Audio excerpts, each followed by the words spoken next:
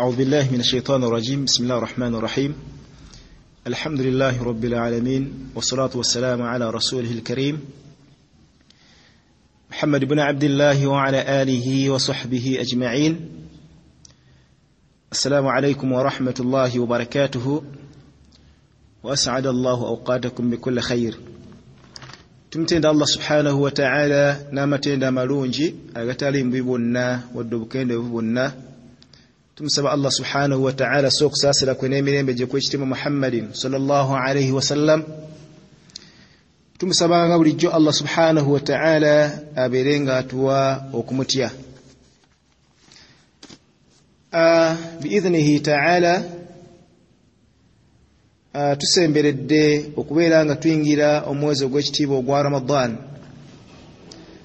Fenna tukakasiza ddala buli omu kusinziira ku mbala ye ti ku lunaku olwokubiri tugenda kunoonya mwezi. Senga gunaaba gulabise kitegeeza nti olunaku olwokusatu tuba tulina okusiiba.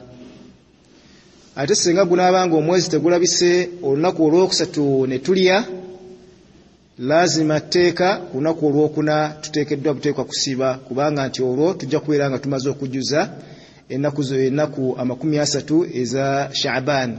Ya hadithi gye twalabako emabega eri mu misomo gyaffe gye tubadde tusomako egya Ramadan, fa in ghumma, singa omwezi guba gusiikiriziddwa ne mubeera nga temugulabye, mubeere nga mujjuza Sha'ban 30. N'ekyo biidhnillahi ta'ala singa tunaba tetusiibye ku lunaku lwakusatu, tugenda kusiiba ku lunaku olwokuna insha Allahu ta'ala. Olunaku lwa Sande lumanyiddwa nti kubeera kwanukula bibuuzo byokka. Ebibuuzo ebibuuziddwa bingi ddala, birimu 2 n'okusoba oba bigenda mu 3 n'okusoba. Osaba Allah subhanahu wa ta'ala atukwatireko tusobole okubeera nga tubyanukula mu nnyanukula essingako okubanga nnungi. Era nyongera okubakubiriza okwongera edduwa zammwe eri muganda waffe Sheikh Milad nti ye mwanukuzi w'ebibuuzo ku lunaku olw'Essande, nga bwe mukimanyi mwenna nti ali Uganda. Kyatawanyizibwamu n'emitawaana egy'enjawulo, era mbakubiza twongere okugumiikiriza. Biidhnillahi ta'ala ajja kudda tubeere nga tugenda mu maaso n'okubeera nga twanukula ebibuuzo. Era mu ngeri y'emu muganda waffe Sheikh Anwar Saddati naye akyali Madina tannaba kukomawo Uganda, naye embeera ayise nnungi mulwadde. Twongere omuteeka mu dduwa zaffe Allah subhanahu wa ta'ala abeere nga amusuusa obulwadde obumuluma. Eyalidde empango olwaleero Arafati Rutaya yabuuziza ekibuuzo n'agamba nti omukyala nga essola etuuse neyeegayaaza n'atagisaala mu budde, agenda okutuuka ku biseera by'okugisaala ate nga Allah amugeredde embeera endala mu mbeera z'ekikyala n'atasaala. Arafati Rutaya abuuza nti omukyala oyo alamulwa atya? Okusookera ddala Nabbi waffe Muhammadin sallallahu alayhi wa sallam mu hadithi ya Abi Hurairata radiyallahu anhu yagamba nti omuntu yenna, atali mukyala yekka, omuntu yenna senga agezaako najjulula essola n'agijja mu biseera byayo n'agiteeka mu biseera ebirala, naye ng'essola eyo mwana wattu agisadde, Nabbi sallallahu alaihi wasallam atugamba nti Allah agenda kumubonereza oba agenda kwokyebwa mu muliro jahannam amalemu ekiseera Nabbi sallallahu alaihi wasallam kyeyita Uquba. Nabbi sallallahu alaihi wasallam ne bamubuuza nti wama Uquba ya Rasulallah, Uquba kiki wa mbaka wa Allah subhanahu wa ta'ala? N'abagamba nti Uquba yageraageranya kigenda kubeera myaka 8 gyagenda okumala mu jahannam. Nolwekyo omukyala yenna oba omusitu yenna atali mukyala n'omusajja yenna okujjulira essola n'ogijja mu kiseera kyayo n'ogiteeka mu kiseera ekirala, Allah subhanahu wa ta'ala agenda kukuvunaana, agenda kukunyiigira. Era omukyala okwegayaaza essola n'ebeera nga etuuse, n'abeera nga yeegayaaza, n'abeera nga tagisadde mu biseera ebyo, Allah agenda muvunaana olw'okusembezaayo essola mu biseera ebirala. N'olwekyo amagezi tugamba nti mu bintu ebisatu Mbaka alayhi salatu wassalam era byetukubiriza nti tebirindiikizibwa ebintu ebisatu Mbaka alayhi salam byetunnyonnyola nti byo tebirinda webituukidde togumiikiriza nti oba nakikoledda mu byo mulimu essola senga eba etuuse terindiikirizibwa nti kanindemu nja kusaala edda okuleka ng'oli mu batambuze ne bw'obeera nga toli mutambuze essola kimu ku ebyo ebintu ebisatu omubaka alayhi salatu wassalaam byetukubiriza nti tebirindiikirizibwa. N'olwekyo omukyalo oyo bw'alindiikiriza essola n'agitwala mu biseera ebirala ate Allah gyamugerera n'abeera ng'atuuse mu mbeera ya hiidi, omukyalo oyo Allah ajja kumuvunaana olw'okubeera nti yajjuludde essola n'agiteeka mu biseera ebirala, era bajja mumuvunaana nga atasadde essola eyo. Wallahu subhanahu wa ta'ala a'lam. Ekibuuzo ekyokubiri Arafati Lutaaki yabuuza senga omuntu asoma Qur'an n'aginywegera ogiteeka mu kyenyi. Ekibuuzo kino kyabuuzibwa n'olunaku olwa Sande era nze mwennyini nakyanukula. Kito kiri bid'a tekibeerangawo ku mulembe gw'omubaka Muhammadin sallallahu alaihi wasallam. Nakinyonya mulungi ddayo mu audio zaffe ze twalimu omulundi ogwayita, ojja kukitegeera bulungi tekiriiyo. Era hadha min albid'a okubeera nga omukyala omuntu yenna anywegera Qur'ani oba okugiteeka mu kyenyi ng'amaze okugisoma tekirabako. Lam talidu ala nabi sallallahu alaihi wasallam. Wallahu subhanahu wa ta'ala a'lam.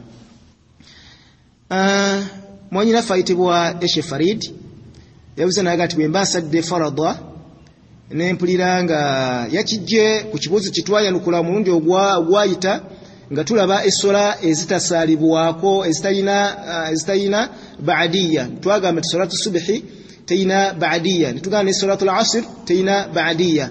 Agamba Eshe Farid nti senga aba amaze okusala okugeza salatu al-asr, agamba nti naawulira ng'ayagala okusalayo sunna, akola atya? Ekibuuzo kyakola kikyabuuza akola atya? Naga ye bwe kiba nga tekikkirizibwa kikyenyina okukola mu budde obwo.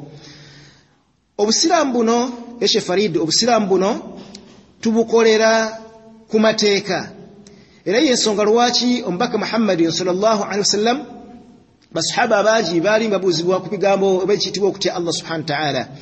Sayyidina Ali radiyallahu anhu bwe yalinga nnyonnyola ku kitibwa attaqwa yagamba nti al-amalu bitanzil, kwe kukola omulimu gwonna gw'ogenda okukola mu busiraamu ng'olina obujulizi. Allah agwogerako atya oba omubaka alayhi wasallam agwogerako atya? Omubaka bwe batugambye nti ebiseera ebitasaalibwamu ebisatu byalambulula weebiri ebiseera bingi, naye oluvannyuma lwa asiri omubaka yatugaana okusaalawo essula yonna oba sunna yonna. Omubaka wabanga yatugaana ekyo ky'oba otwala ne lwakwadde ng'owulira oyagala nnyo. Waliwo ebintu ebikolebwa mu busiraamu nga tumanyi lwaki Allah bw'atu byakiraalika, era waliwo n'ebikolebwa mu busiraamu nga situmanyi kigendererwa kiri mu nsonga eyo. N'olwekyo ebigendererwa tetumanyi, ng'olwali bw'otasobola kumanya ti lwaki bw'ozuukuka ku makya ng'okyayina amaanyi osaaleera akabbiri, ku dhuhuri n'osaala nnya, ku asiri n'osaala nnya, ku magaribi n'osaala ssatu, ate mwana wo tukuyisha ng'okooye nnyo Allah n'akuzzayo ku nnya. Tekimanyiddwa, era tekimanyiddwa lwaki Allah subhanahu wa ta'ala bw'atu bwe yasalawo omubaka asisama n'atusomesa nti oluvannyuma lwa asiri tusalawo sunna. N'olwekyo ky'oba omatira nakyo ti oluvannyuma lwa asiri tewasaalibwawo sunna yonna, gireke. Bw'atyo omubaka bw'atu bwe yasomesa, ate bw'onaakikola wano tujja kufunamu omusango kubanga oyawukanye ku ky'omubaka Muhammadin sallallahu alaihi wasallam. Kikyosaanye okukola adhikaari nnyingi, tuulako wansi okola adhikaari ez'enjawulo, oba oliawo Allah subhanahu wa ta'ala onaabeera ng'akusaasira n'obeera nga okoze ekyo omubaka alayhi wasallam kyeragira, kubanga adhikaari zo mpitirivu nnyo. Adhikaari ezikolebwa ku subhi baada subhi era ze zimu adhikaari ezikolebwa baada al-asri mpitirivu. Nkusaba onoonye akatabo ketibwa Husnul Muslim, ojja kulaba adhikaari ezikolebwa olweggulo naye nga zikolebwa baada al-asri. Wallahu subhanahu wa ta'ala a'lam. Era babuuza noga nti bwe mba nkereye, Eshe yabuuliza nti bwe mba nkereye okusala fajiri nezukka ng'enjuba yavuddeyo dda, nzikirizibwa okusaba nga mpanise emikono. Oluvannyuma lw'okusaala kwonna, oluvannyuma lw'essola yonna eyalaalikibwa, omubaka alayhi salatu wassalaam tiyalabwako ng'awanika emikono. N'ekyo oluvannyuma lw'okusaala tetuwanika mikono, wabula tuwanika emikono ng'oli mu kusaba kwo kwonna okkirizibwa okuwanika emikono. Ekyokuba nti essola ogisadde nga obudde bugenze tekitegeeza nti ojja kuwanika emikono kubanga teri mu biseera byayo, nedda.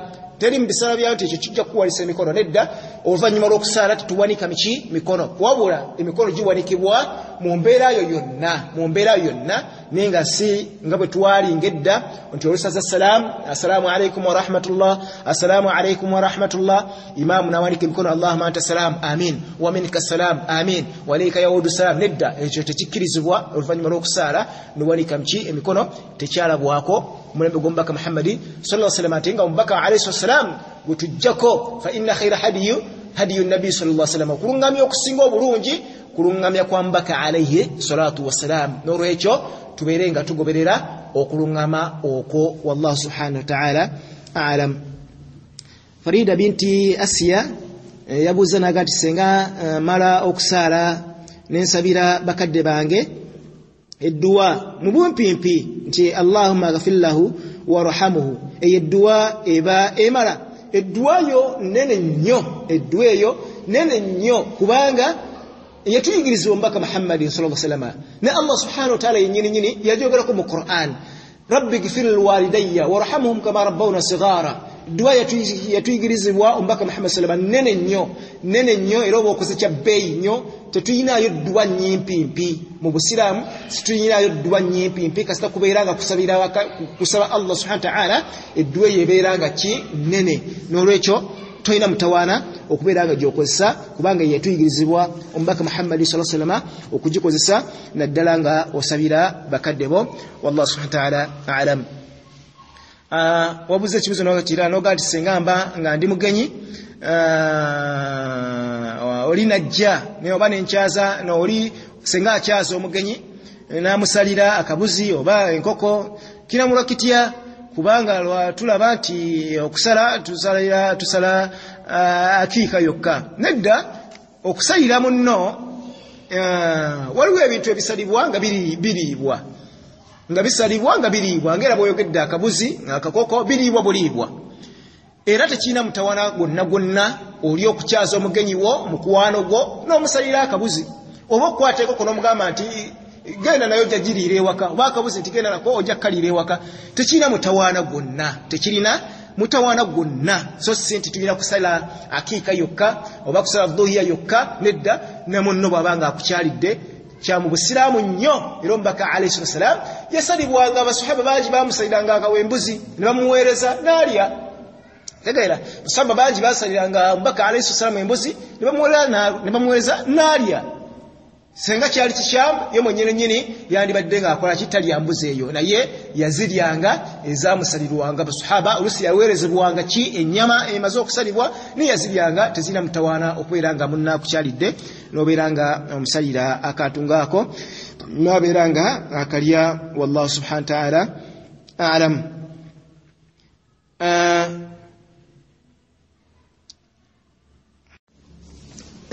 Nga tutagenda mu maaso n'okwanukula ebibuuzo Allah byatusobozesezza Ssemujjoji Madina yabuuza nti omukyala okwesiiga cutex oba ina muhidhi kiramulwa kitya ekikwatagana ne cutex ono kyo sijja kukyogerako kubanga ndabira ddala nti cutex oyo asiigibwa ye akontana n'amateeka g'Obusiraamu naye ate ina ono ye talina mutawaana ina talina mutawaana kubanga akwatagana ddala n'amateeka g'Obusiraamu ina akwatagana n'amateeka g'Obusiraamu era ina akwatagana n'omubiri gw'omuntu kwesiga ina tekina mutawaana naye kiri kye cutex kyo ndabira ddala nga cutex oyo sijja kukyogerako nnyo naye nga ndabira ddala nti ye cutex akontana n'amateeka g'Obusiraamu era mukwembeewaza okubeera nga mumwesiga naye ina ye tayina mutawaana mateeka g'Obusiraamu so kumwesiga oba oli muhili tekina mutawaana ina njogera ku ina si cutex njogera ku ina tayina mutawaana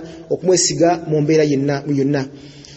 Wabuze ekibuuzo kyanoga nti omuntu waali nga wala n'omuzikiti n'agamba nti kansalire ku buliri bwange wano essola yeera mu lwetya essola y'omuntu yenna naddala nga musajja bw'abeera nga musajja Nabbi sallallahu alaihi wasallam nti la salata al-jari masjid illa fi masjid tesola y'omuntu yenna omusajja ng'alinaanidde omuzikiti ali kumpi n'omuzikiti tekkirizibwa okuleka nga agisaliddewa mu muzikiti wabula okuleka nga waliwo ensonga ezimukkirizisa ng'olw'obulwadde ngwa obwokutya oba afunye omugenyi kyagala kumulekawo n'agamba ngenda ku muzikiti okkirizibwa okusalira wakaawo olw'ensonga ezo. Naye tewali kyonna ku nsonga ezo zenkugambye tokkiriza okusalira mu nnyumba yo.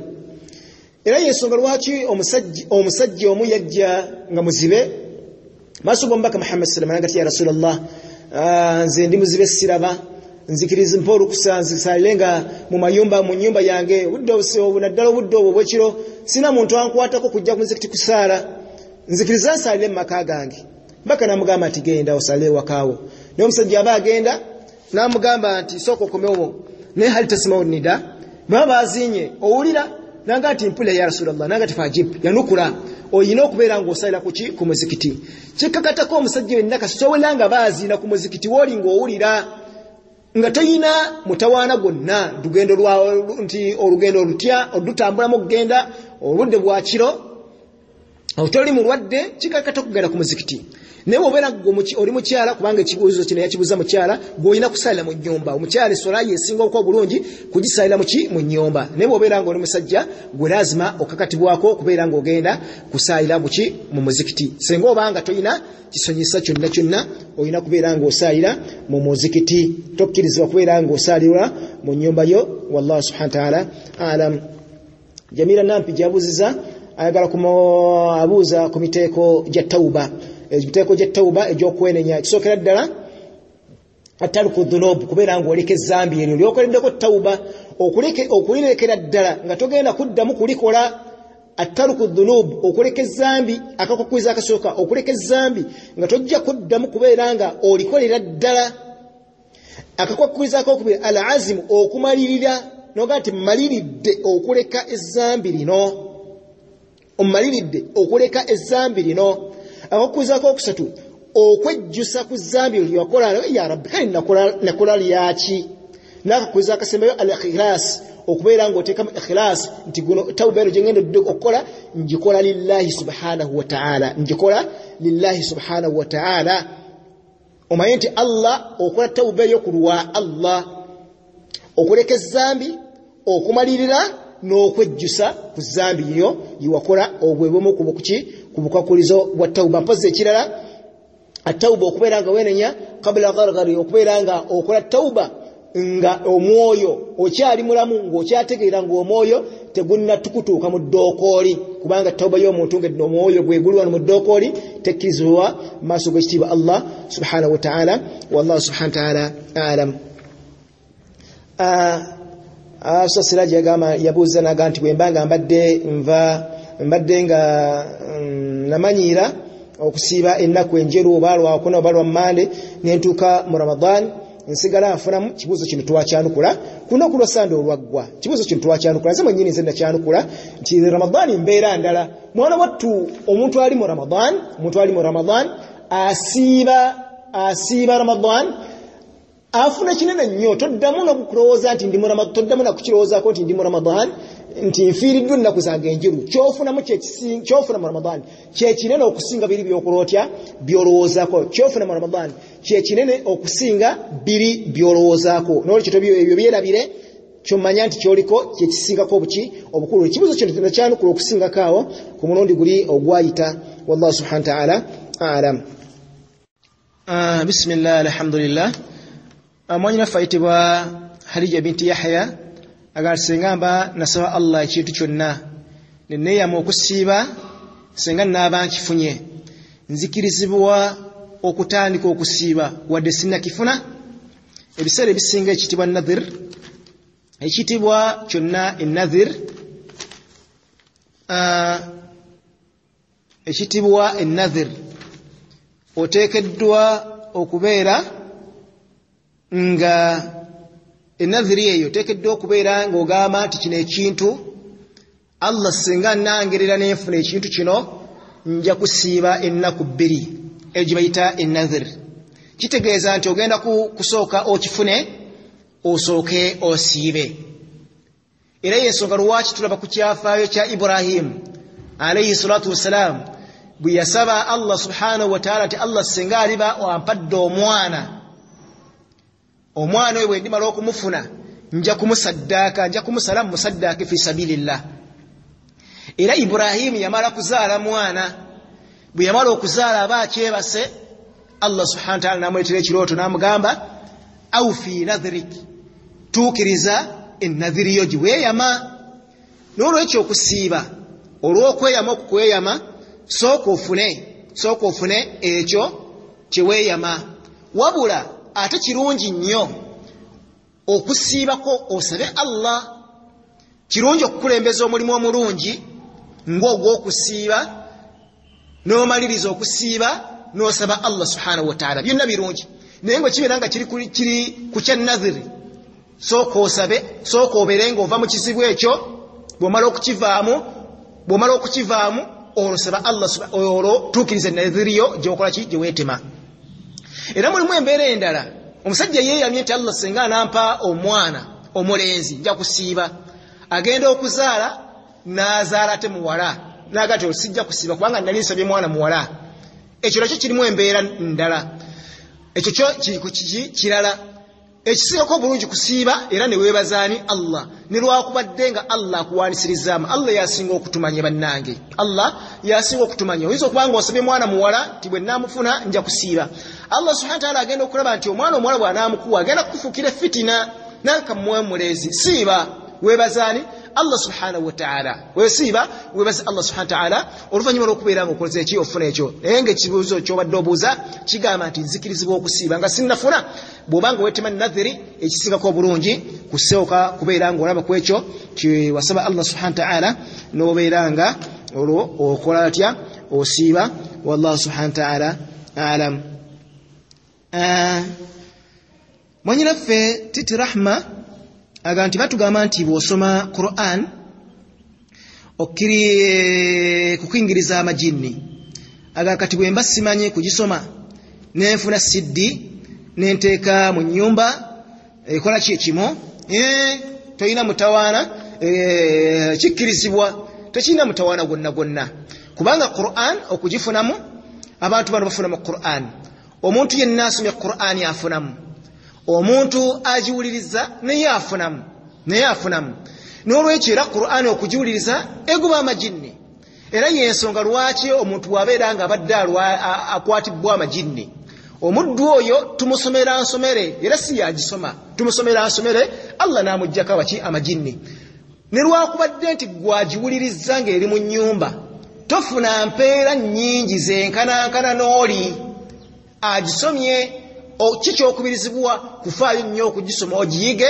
otandika okugyesomera lwesinga okukolako era lwosinga n'okufunamu naye nga naawe awuliriza obuwuliriza toyina mutawaana era singa oba ogitadde mu nnyumba Allah subhanahu wa ta'ala agobamu amajinni nga bw'olaba nti asobola okugagoba ku mulwadde nga mwana wattu tusomeredde muki musomerere toyina mutawaana okuwuliza siddiyo era ofunamu empeera wabula oli akusingako yakoza atya agisomye okubirizibwa okubeera nga ofaayo nnyo n'obeera nga gwe kennyini osobola okubeera nga ogyesomera wallahu subhanahu wa ta'ala alam.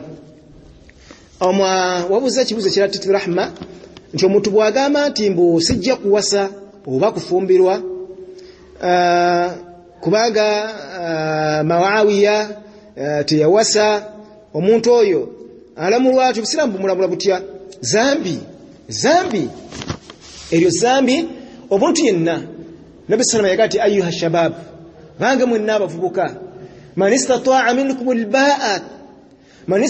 minkum alba'atan omuntu yenna abafunye obusobozi obuwasa obufumbirwa omuntu yenna abafunye obusobozi obuwasa obufumbirwa faliyatazawwaju afumbirwe era awase fa innahu aghaddu lilbasar wa ahsanu lilfarj okuwasa okufumbirwa kyekigenda okukakkanya amaaso go era kyekigenda okukuuma obwereere bwo oli tasobola kugamba nti nno tajja kuwasa n'akuuma amaaso era omuntu tajja kusobola kugamba nti tajja kufumbirwa n'akuuma amaaso ekyaba Muawiya okubeera nga tebawasa eyo mbeera ndala era n'obukkiriza ba Muawiya bwe balina tobulina tosobola kubufuna n'olwekyo bonaagamba nga okigendedde ng'olina obusobozi obuwasa nga weekwasiza ensonga ziri ng'obusobozi obufumbirwa obulina n'ogaana bugaanyi nze sijja kufumbirwa tojja kusobola kubeera ng'ofuga amaaso tojja kusobola kubeera ng'okuuma obwereere n'olwekyo osabibwa okubeera nga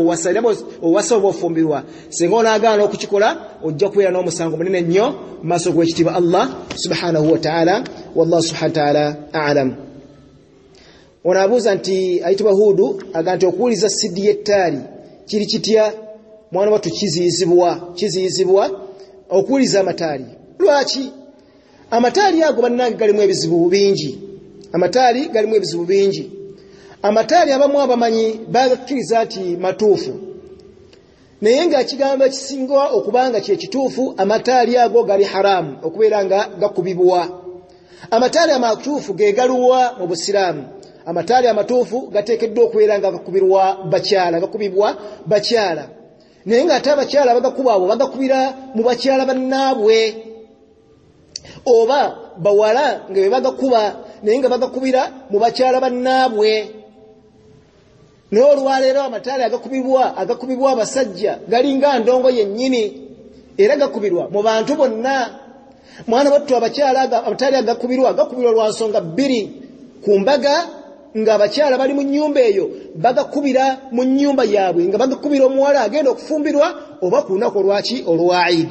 N'ekyo singa onaagafulumya ebweru nga bw'ogalaba olwaleero, ate galiko n'ekikomo we gakoma, balinawo mudundu, balinawo mucapu, balinawo biki, ebintu ebyo byonna si bituufu bannange okubeera nga, kubanga bagakubira ddala n'olwira nga ndongo yennyini. N'olwekyo amataali ago tubeere nga tugeewala. Ate gajja kukusembeza okutandika okuwuliza ddala endongo. Bannange amataali ago ne lwakubadde ng'olaba bayimba ekigambo Allah tayimbibwa buyimbibwa, Allah tateekebwa mu nnyimba. Omubaka alayhi salaam tateekebwa mu nnyimba, tuteeka obuteeka sunna ze mu nkola. Ne lwakubadde ng'omusajja olaba akuba amataali naye nga bw'awaana omubaka alayhi salaam wadde abaga ayimba akubya amataali naye ng'ayogera ku mubaka alayhi salaam oba ku Allah aba akoze kikyamu. Allah tayimbibwa mu nnyimba, ate omubaka naye takola atya? Tayimbibwa. Tuteeka buteesi mu nkola. N'olwekyo amataali ago mubeere nga mugeewala, si matuufu mu Busiraamu. Ne lwakubadde nga gw'owulira ogaagala, ne lwakubadde ng'owulira oyagala ŋŋambe gwe ky'oyagala, naye nja kusigala nga ndi ku mazima ŋŋambe nti amataali ago si matuufu kubanga gafuuka ndongo yennyini. Mataali gakubirwa bawala nga gakubira mu bawala bannaabwe, mataali gakubirwa bakyala nga bakubira mu bakyala bannaabwe, bakubira oyo yennyini agenda okukola okubeera nga afumbirwa. Wallahu subhanahu wa ta'ala a'lam.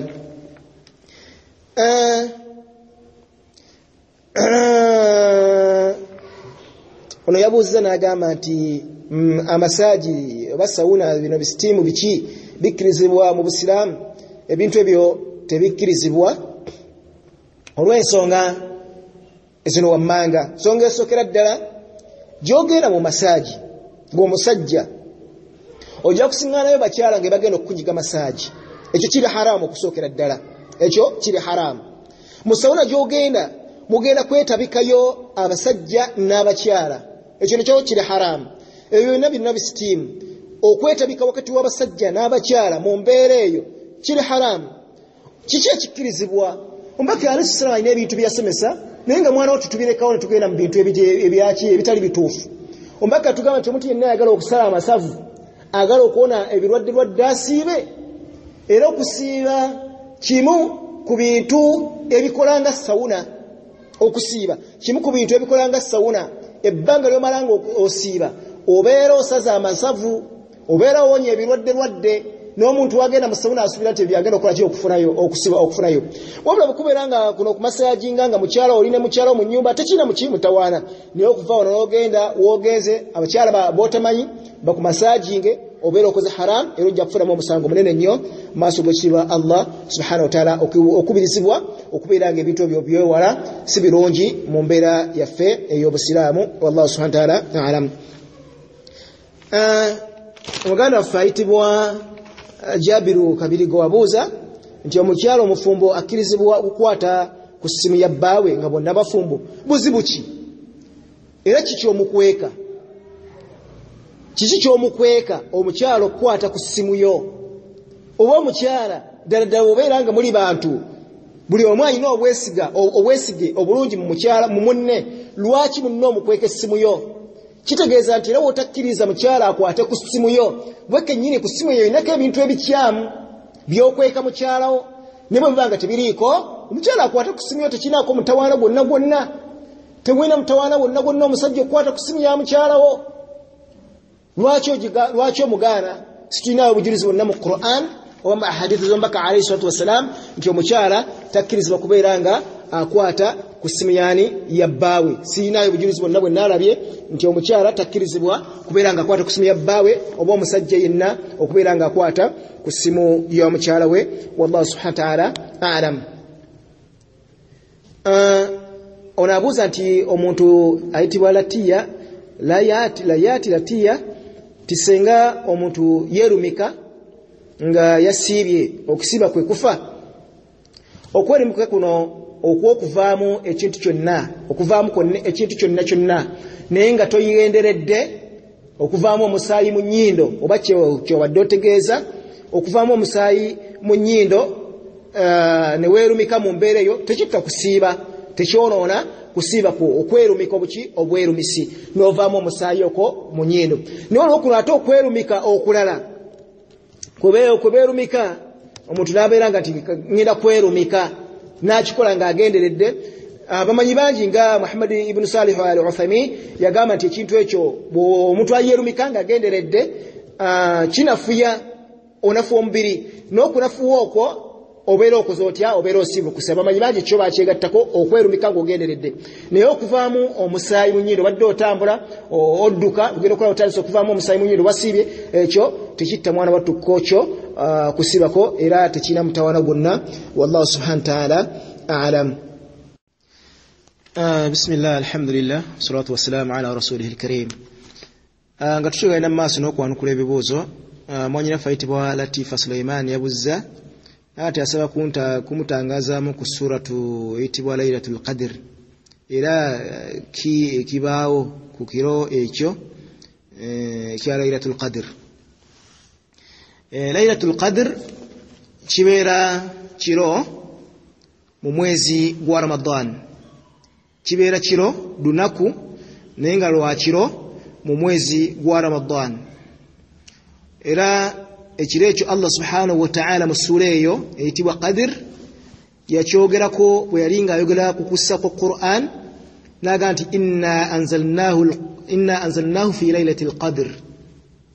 Timazima Qur'an eyo ekitabo kyaffe ekya Qur'an Allah subhanahu wa ta'ala yagissa mu kiro kya Laylatul Qadr.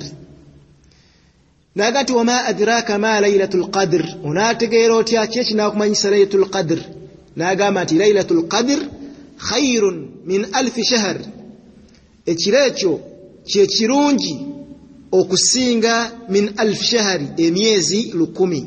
Ekiro ekyo kimu kiba kirungi nnyo okusinga emyezi 1,000. Lwaki? Naga tanazzalu almalaika, bamalayika bakka mu kiro ekyo bonna okuva mu ggulu, waruhu fiha, agateka bwejumbira kabaka wa malayika Jibril nenga mwali biizni rabbihim, nenga bajja lwa kiragiro kya Allah subhanahu wa ta'ala, nenga kye kibalese salamun hiya hatta matla'il fajr, balagaliza abantu mirembe okutusa ddala alfajiri bwevaayo. N'ekyo Laylatul Qadr kibeera kiro mu mwezi mu gwa Ramadan, era ekiro ekyo Allah subhanahu wa ta'ala muyasiza Qur'an. Era bakyogerako ebintu byali bingi nnyo nti omuntu yenna gwe kisangawo ng'atunula n'abeera mu kutendereza Allah subhanahu wa ta'ala n'asaba Allah abeera wa bbeeyi nnyo, era Allah subhanahu wa ta'ala akola atya? Abeera nga amwanukula. Omubaka alayhi salatu wassalam era bwe yali ng'atusomesa mu hadithi ze ez'enjawulo yagamba nti era ekiro ekyo kibeerawo mu 10 erisembayo, naye mu nnaku za sobi yagamba nti mutandika okukinoonyereza ku 21, 23, 25, 27 oba 29.